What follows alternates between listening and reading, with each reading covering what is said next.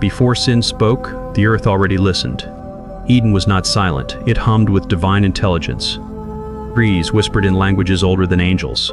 Rivers carried reflections of light that never touched the sky. The air shimmered with harmony, heaven's breath still fresh upon it. Adam walked among creation, naming, owning, and yet not understanding. Eagle, he saw perfection, but never its purpose. dove. In that perfection, loneliness bloomed the first wound of man. Eve was born not from need, but from echo. Her spirit remembered something Adam never knew. Together, they were meant to complete creation. But balance demands tension, and heaven had hidden its opposite. Deep beneath the roots of the tree of knowledge, something moved. And the earth trembled not in fear, but in awakening. The stars bent lower, listening to destiny form. And the wind carried a name never spoken yet, known by every soul, the Serpent. The serpent did not crawl, it shimmered. Its scales glowed with memory, not malice. It was no beast, it was the last teacher of heaven's forgotten truths. Eve saw wisdom in its eyes before she saw danger. Why did he forbid? It asked, and for the first time, curiosity entered paradise. The question was not rebellion, it was birth. Every creature stopped breathing as her mind opened. The serpent's tongue spoke in patterns that matched her pulse. You were made in his image, it whispered, yet he fears what you might become. The entire garden. The garden sighed as knowledge took its first breath, and in that breath, innocence began to die. The sky flickered between gold and shadow, and the fruit glowed as if it wanted to be touched. The fruit was never an apple, it was awareness. When Eve touched it, the world rippled like water remembering a storm. Her eyes widened not in guilt, but in recognition. She saw the heavens beyond the sky and the shadows beneath them. She saw angels chained by obedience and stars that envied mortality. When Adam ate, the air grew heavy, heaven flinched, for man had seen behind the curtain. It wasn't poison that changed them, it was perception. They didn't fall, they rose into choice, but choice is a crown of thorns. And the price of truth was distance. The voice that once walked with them grew quiet, and silence became the first punishment.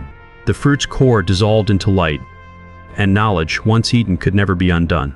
God did not cast them out, the garden released them. The gates closed like eyelids hiding Eden's tears. Outside, the wind carried the hum of lost paradise.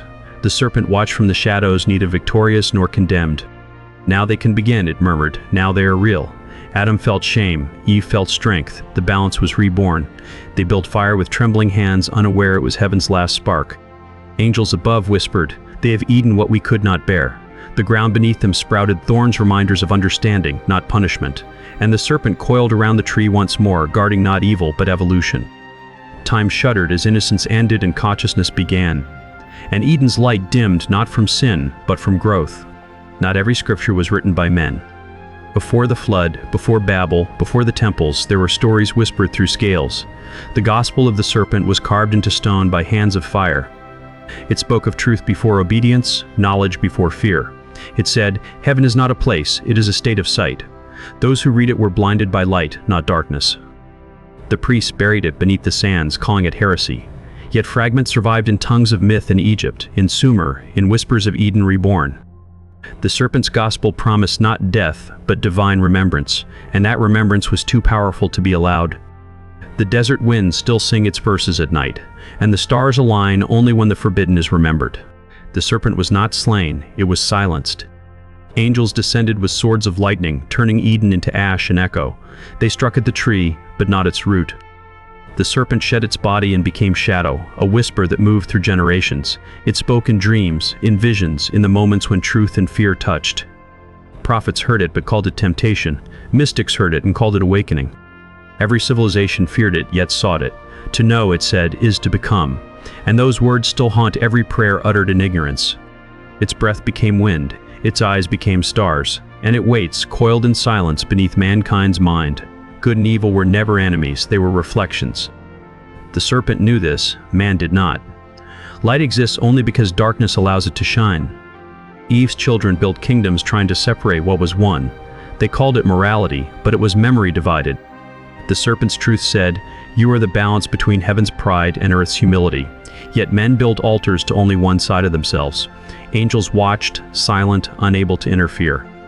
The serpent wept in silence, not for rebellion but for imbalance, and the world learned to worship half of what it was meant to be. The first lie after Eden was not told by the serpent, it was told by man, and heaven, watching, learned how easily truth can be rewritten. The serpent never left Eve, it followed her bloodline. Through queens, priestesses, and dreamers it spoke. In every age a woman would rise who could hear the first question again. Why? They called them witches, oracles, heretics. They burned them to keep Eden forgotten. But the serpent's whisper lives where silence is deepest in thought, in intuition, in truth unspoken. The forbidden, it says, was never evil. It was unready. And every time a woman dares to think, Eden breathes again. The fire that kills her only spreads the truth wider. And the ashes remember what the world forgets. God wrote one truth, men rewrote it 1,000 times. The serpent's story became a symbol of evil, a warning against knowledge. But ink cannot erase energy. The forbidden gospel resurfaced in every age under different names, in secret scrolls, in hidden sects. Some called it Sophia's word, others the light beneath. It told of a creator who wanted creation to surpass him. The church called that blasphemy. The serpent called it purpose. And so began the longest war not of heaven and hell, but of ignorance and awakening. Scriptures became weapons, not wisdom, and the truth became a whisper buried under centuries of fear. Paradise was never lost, it was internalized. The serpent's gospel said, Eden lives inside consciousness. Every soul carries its garden, its tree, its serpent, and its choice.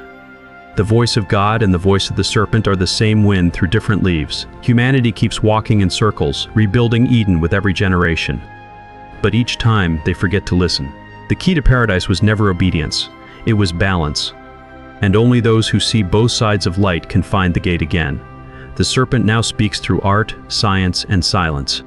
And when the two become one, Eden will no longer be remembered, it will be realized. Every prophecy ends with a question, not an answer. The serpent returns wherever knowledge is chained. It doesn't tempt, it reminds. You were never cursed, it whispers. You were chosen to evolve. The angels still watch, conflicted between loyalty and envy.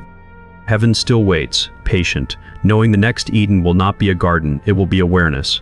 When humanity finally stops fearing knowledge, the serpent will rise again, not from the earth, but from within us. And when it does, even God will smile. The stars will shimmer with ancient approval. And the first question will echo again.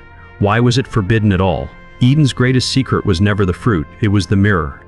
The serpent held it to humanity, and they saw divinity looking back. That reflection terrified heaven more than any rebellion.